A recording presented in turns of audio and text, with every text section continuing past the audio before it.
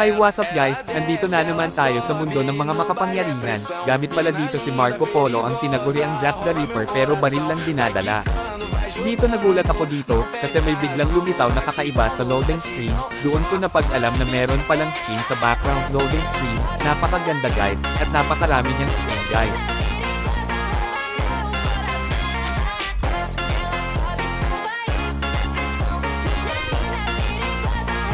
Dito napaka-greedy ng roam ends nandito at roam nila kaya muntikan ng ma-take down ang roam namin, buti na lang may sprint healing ako.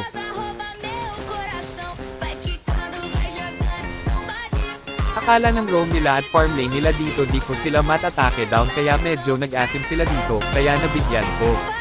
Dito guys muntikan na akong ma-error dito guys, kasi di ako tumingin ng mapa, nagulat na lang ako na may Luna at balak talaga nila akong i-take down, buti na lang mabilis ang reflect ko. Na-error yung kalaban ko dito guys, nagkamali sila ng pasok, muntikan pa akong ma-take down dito guys pero hindi mangyar kasi may roam akong kasama kaya binigyan ko ng ulti sabay stun sa mukha ni Chano. Lamang na kami sa score dito guys, kaya kinuha na namin ang Tyrant. Madali lang namin nakuha ang Tyrant kasi di sila nakipag-contest. Sobrang angas ng entry dito ni Diadia guys kaya nirespakan ko ng ultimate sabay stun na 24 hours bago makagalaw. Tamang push lang sana kami dito ni Diadia ngunit dumating na ang dalawang halimaw nagigil sa amin kaya na-take down yung Diadia. Hindi pa na-take down dito ang roam ng kalaban kasi hinaramden ng mga tuta ni Chano. Pumasok sa isip ko na umuwi pala ang roam nila dito kaya di na ako nagdalawang isip na harasin at nakahanap ako ng tempo kaya pinaulanan ko ng bala. Di ko na-take down ang farm lane kaya ako'y bumasag na lang ng tore. Dito hindi pa umuwi ang farm lane nila kaya nag-try ako na bugawi ng first skill. Ang hindi ko alam bitag pala biglang dumating si Luna at ako'y sinayawan. Susubukan ko sana mag-outplay dito sa kanya guys ngunit wala akong takas sa malaking bot na galaw. Kakaspon ko lang dito guys, dumiretso agad ako sa Overlord dito para i-take down at mag-cut papuntang farm lane kasi nararamdaman ko na meron ng farm lane at roam nila sa bottom.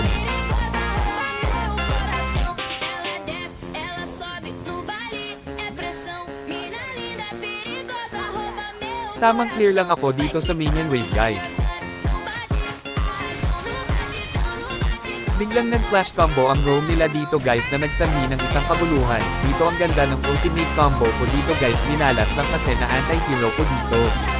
Late na dito yung hardware sa pagpasok guys kaya kami na take down agad kanina, napaka-importante talaga mag-flash na may flash lane na kasama. Dito guys tumatagal na ang laro kaya tinake down na namin ang Tyrant dito guys. Kaya madali lang namin nakuha dito ang Tyrant kasi hindi sila nakipag-contest. Muntikan pa nga ako dito na ma-take down ng mid lane nila, buti na lang may ultimate akong nakahanda kahit anong mangyar kaya dinamit ko pang out guys. At dito nakita ko ang malady nang nag-solo push di ako, nagdadalawang isip na pressure siya habang tumatakas, kaya ito'y na-take down namin guys. Dito tamang abang lang ako sana dito kaso nakita ko ang farm lane at kasamahan ng kalaban, naghihintay lang ako ng tempo na mavision ng camp ko at dito inunahan ko ng pinasok at dito ako pala ang unang ma-take down. Pero okay lang trade naman sa apat na kalaban guys. Malaking advantage na to sa amin guys kasi enable ang situation neto guys. Pero ang malady dito guys panay tulak ng minions wave at push kaya hindi na siya nakasama sa team fight sa kalaban.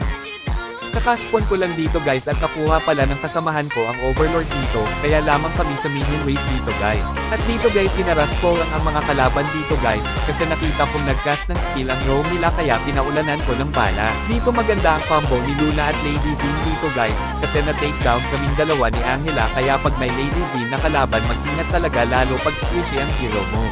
Dito guys gusto na tapusin ng kasamahan ko ang laro kasi napakasakit na ng Luna, isa pa may roam silang napakapunat, kaya pinumbohan ko gamit ang second, ulti, stun na 24 hours bago makagalaw.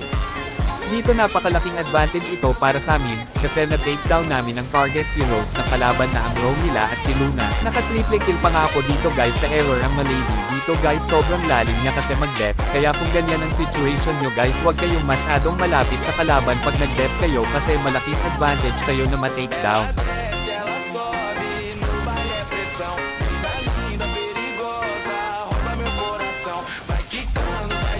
Tulad neto guys, si Lady Zen ay napakalalim kaya easy na lang sa amin na I take down siya. Tips ko lang guys para tumaas advantage nyo sa lane or jungle. Early game palang alamin nyo na ang mga skill ng kalaban para mas malaking opportunity na manalo sa game or team fight at isa pa ang ganking. At dito na nagtatapos ang kwentong pinamagatang ang manlalakbay na si Marco Polo at tinaguri ang Niliwan.